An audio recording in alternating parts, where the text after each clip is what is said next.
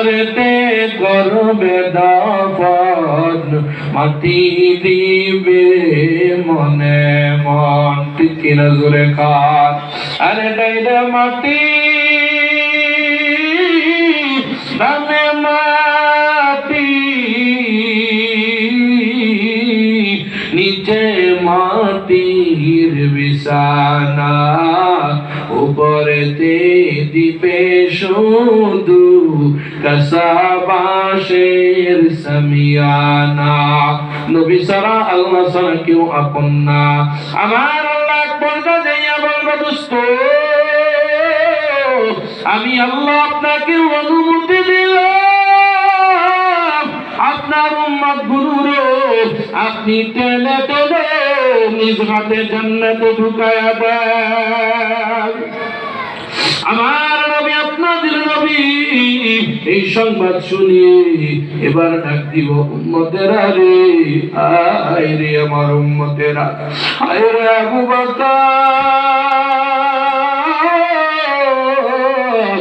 আয় রে ওমর, আয় উসমান আলী, আয় হাসান হুসাইন, দুনিয়ার সব আবু বকর, সব ওমর আলী উসমান দৌড়ে চলে যাবে।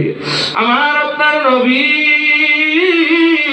একটা ধাক্কা দিও, 3 ভাগের 1 ভাগ উম্মত জান্নাতে ঢুকায় দিবে। বলেন সুবহানাল্লাহ।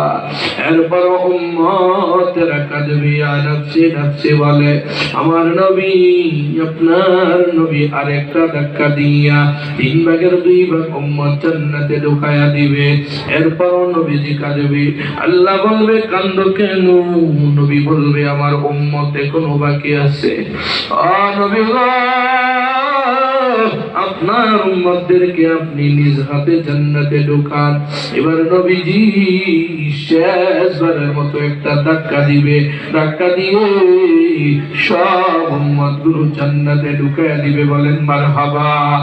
এ নবীর উম্মতের দল, নবীজি এরপরও কান্না করবে।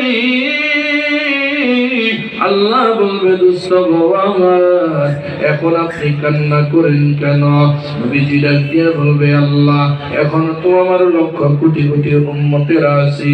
আমার আল্লাহ ডাক দিয়ে বলবে দোস্ত গো, 3 ধাক্কায় যারা জান্নাতে গেছে তারাই আপনার অরিজিনাল উম্মত, আর যারা এখনো বাকি আছে এরা একটা আপনার উম্মত না, এরা নামদারি উম্মত। এ দোস্ত,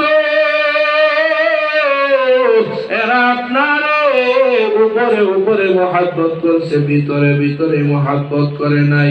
আপনারে গালি দিয়েছে, তাদের শরীরে লাগে নাই। নবী গো, তারা নামের মুসলমান মাগারে কামের মুসলমান না। ও দোস্ত, আমি আল্লাহ তাদের হিসাব করব, তাদের হিসাব নিব। আপনার উম্মত গুলোরে আমি বিনা হিসাবে